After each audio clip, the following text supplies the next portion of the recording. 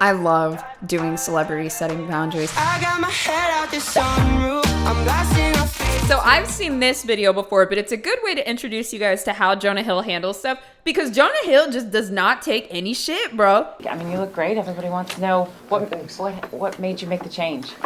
I just decided one day I wanted to be healthier, and I went and saw a nutritionist, and that's what I did. Stuck to it.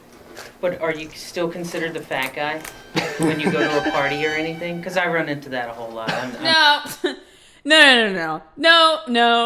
Hate this. Sometimes I talk about the initial trigger that can happen in a conversation that's really, really subtle. And we think that we can beat that trigger, but we still feel the anxiety from that. In this particular instance, what I think it was one of the interviewers brought up Jonah's weight. He responded to it very, very, very well. But if you're a person that's ever had weight issues, and especially when you finally choose to lose the weight, or maybe you want to gain more weight or go to the gym more, you're doing it for you and you're doing it to feel good about it. And you don't want people asking you about this shit all the time, especially reporters that are looking for some kind of headline. So Jonah responds really, really, really well. And then this idiot comes in with another question about his weight, but not only is it more aggressive, he wraps it up with, hey, basically, I know I just insulted you, but it's okay because I'm a big guy too. It's whatever. Jonah gets asked a question about his weight, which is sensitive to him. He handles it well. And then this. It makes you feel so defeated. You know what I mean? I feel like somebody has to know what I'm talking about, but I can only imagine the defeat that Jonah could even feel in this moment. Well, you're asking me if I'm still considered the fat guy. Well, clearly you still consider me the fat guy because you just asked me that. He said, Are you the fat guy in Hollywood still? Or is everybody like look at you and they're like, oh wow, this. That was so good. I cannot emphasize this enough. When somebody says something nasty to you, make a disapproving face. I know it's going to be hard. I know for my people pleasers out there, it's so hard to express verbally or even physically that you are uncomfortable with what somebody just said. But when somebody says something fucked up to you and then you hit them with you really don't have to say much else. So I really, really, really would love for you guys to get comfortable with give a facial expression. Flash a facial expression that shows your disapproval. If you can't vocalize it, show them. Show them quickly.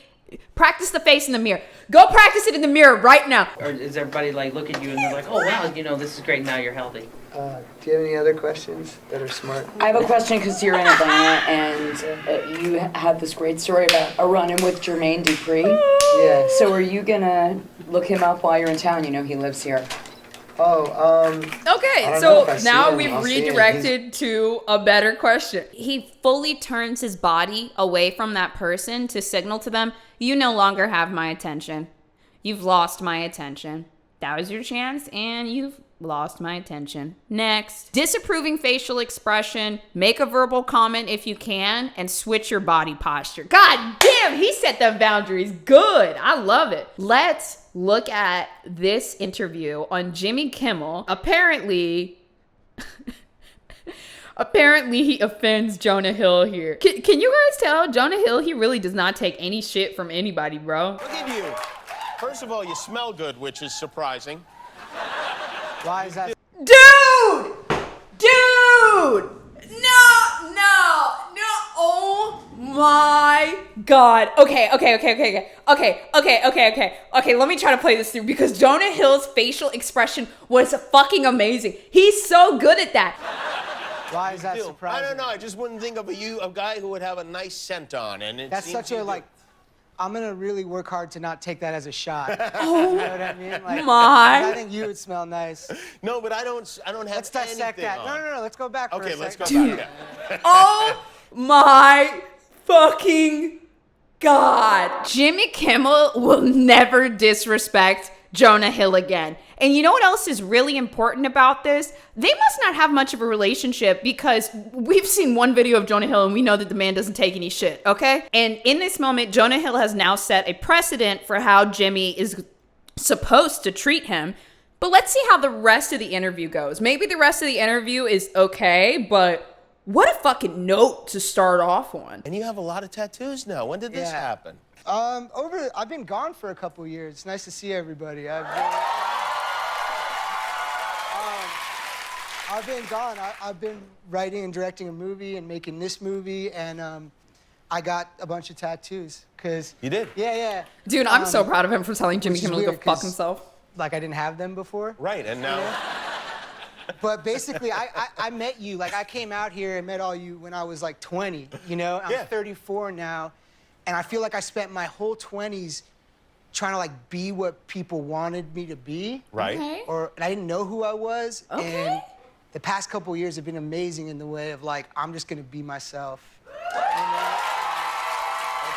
You know, I feel like we're gonna really start to see more celebrities talk about what like fame and celebrity has done to them. Have you guys been keeping up with the Doja Cat situation or, you know, everything that was happening a little while ago? It's very obvious that over the past 2 or 3 months, Doja Cat has been incredibly overworked. I've seen her ads with Taco Bell or her, you know, different things where she's straight up telling her audience, like, I don't want to do this. And, you know, for that same exact reason, I've talked about this a little bit. I am a person that I don't have management and I don't have an agent. And oh my God, literally for the past couple of months, I've had people hounding me literally for months trying to sign me. And what I keep realizing is there's always contracts with long contracts and money that looks enticing, but you essentially have to pay back and all of this crazy stuff. And I realized that when you sign with these management people, like Jonah obviously has had agents and managers for many years, they make you do a lot of shit that you don't want to do, and they convince you to do it because they get 20% of your check. And they're nice tattoos. They're not like, sometimes these tattoos don't look so good, but yours look pretty good. Yeah, shout out to my man Bert Crack. It's Mystery Tattoo. Yeah, Call my real estate agent. wait a minute. That's funny. Gave you tattoos? That's not a good Big dude, he's idea. gonna you up. I think I love Jonah Hill. I had no idea. I had no idea that I love Jonah Hill. Wait, I gotta watch that again. That's not a good Big idea. dude, he's gonna you up. At your own risk, Jimmy. Yeah, I got one for my sister. Her name's Beanie Feldstein. She's a brilliant actress. Do I She have was a on, crush? She was in Lady Bird, right? Lady Bird, yep. Yeah. Do I have a She was in Hello Dolly on Broadway, so I got Hello Beanie. Dude, you know what? You're like so nice. You know, like on the show, you got like a little weird for a second, but like when I see you in person. Also, that's another thing he did. He was like, you know, you're so nice. Well, you got a little weird for a second. He let him know that he didn't forget. So why don't you keep watching your fucking shit, buddy? Like, I mean, he let him know.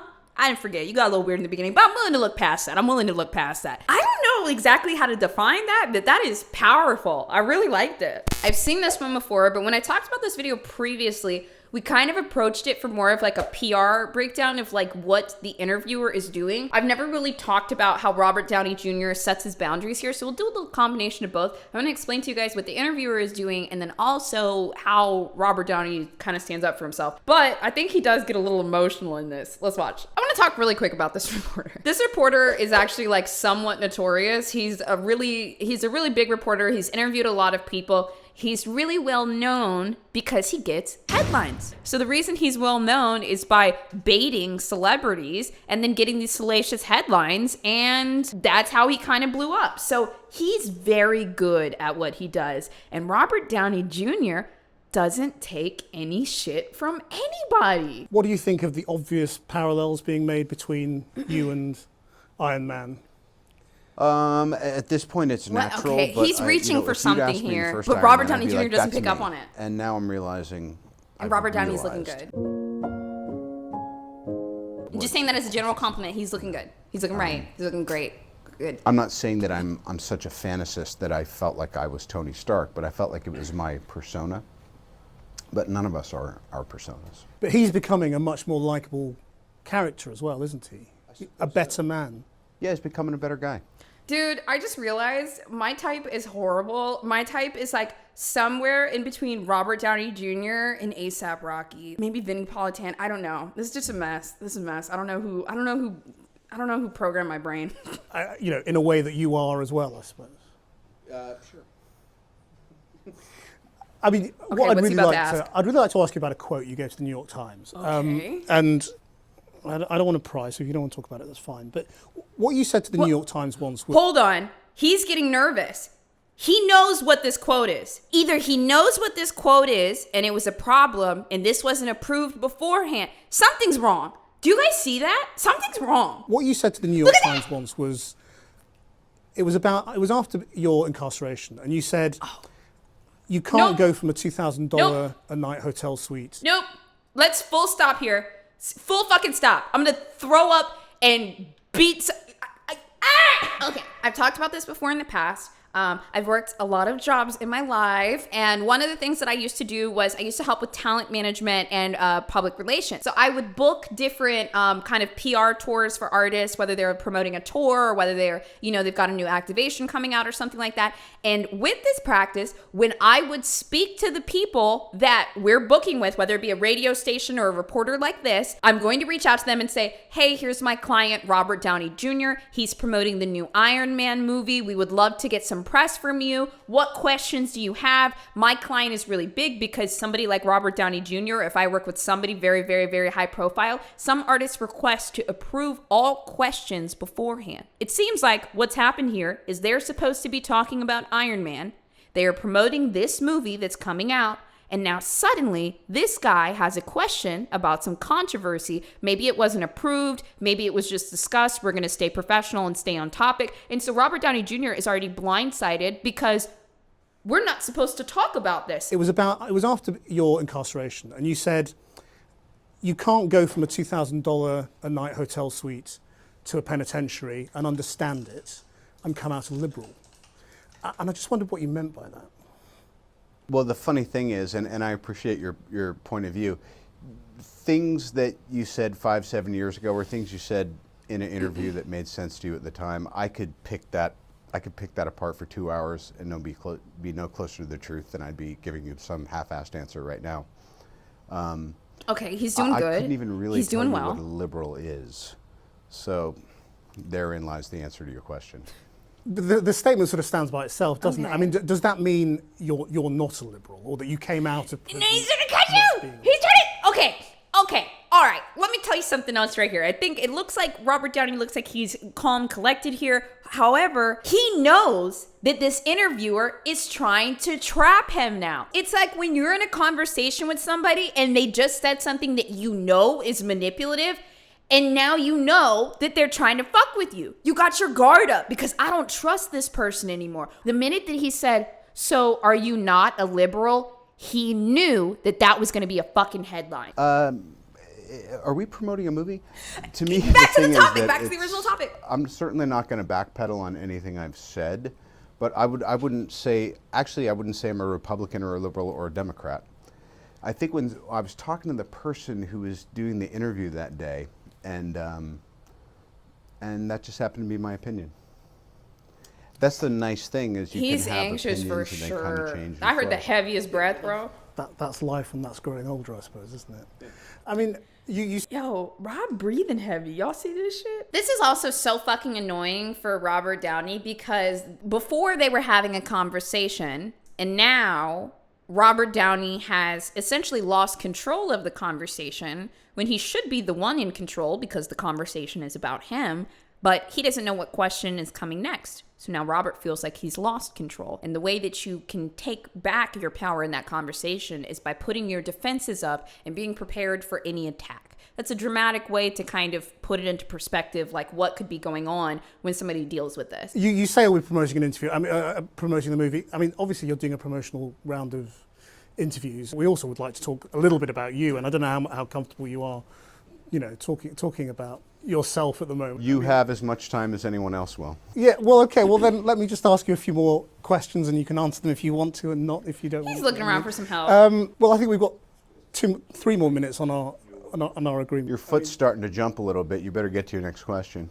He's mad. He's mad. The reason I'm asking about the past is that you've talked in other interviews again about your relationship with your father and the role of all of that in the dark periods you entered and taking drugs and drinking and all of that. And I just wondered whether you Drinking and taking drugs and all of that.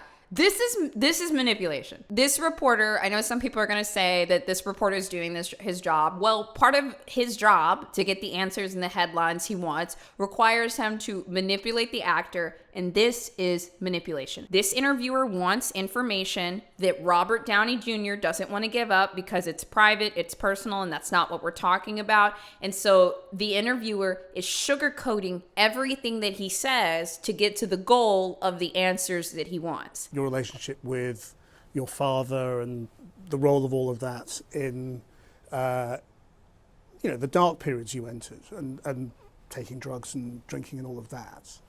And I just wondered whether, you think you're free of all of that, or whether that's still something. I'm sorry, I really don't. What are we doing? Yeah. Well, I'm just that was great. That was great. So the way that Robert Downey he's a little confused and stressed out in this, but the way that he sets his boundary is by, one, reiterating what the topic at hand is. When you're dealing with somebody that's trying to manipulate with you or argue with you, always bring up the initial issue and bring it back to that. In this case, the interview is supposed to be about the movie that he's doing. Hello. And then two, when his boundaries continue to get violated, he looks at the person and says, what are we doing here? And it's so funny too, because sometimes that kind of stuff is what people use to manipulate you. But when you're genuinely offended and setting your boundaries, it is absolutely okay. Look at them dead in the face and say, what are we doing? What's going on? Call them out. That's all. I mean, Thank you. are you? Oh, I'm sorry. Oh, you know what else I hate about this too? You know what else I really hate about this? When people, and Robert Downey didn't really get super, super emotional in this. However, he got up and walked out of the interview, right? So now it's all publicized as Robert Downey walks out of interview. Robert Downey gets emotional and walks out of interview. Robert Downey gets upset and blah, blah, blah. Why is it that we, the people that stand up for ourselves, are the sensitive, emotional ones, the freaks out over this? When there was a person staring me in my face, manipulating me and pushing my buttons and trying to trigger me and get a headline. What the fuck? Like, I get it. Interviewer manipulates Robert Downey Jr. into, talking about X, Y, and Z. Like, I get it. That's not an interesting headline. Robert Downey Jr. runs out is a way better one. But see, this is what conditions us to think that this type of behavior and setting your boundaries is not okay, when in reality, it absolutely is. And he did exactly what he should have done there. I really don't. Do you guys think he freaked out at all? I think he was pissed off, and rightfully so, and he got up and he walked out. And I recommend that you also get pissed off, get up, and walk out too.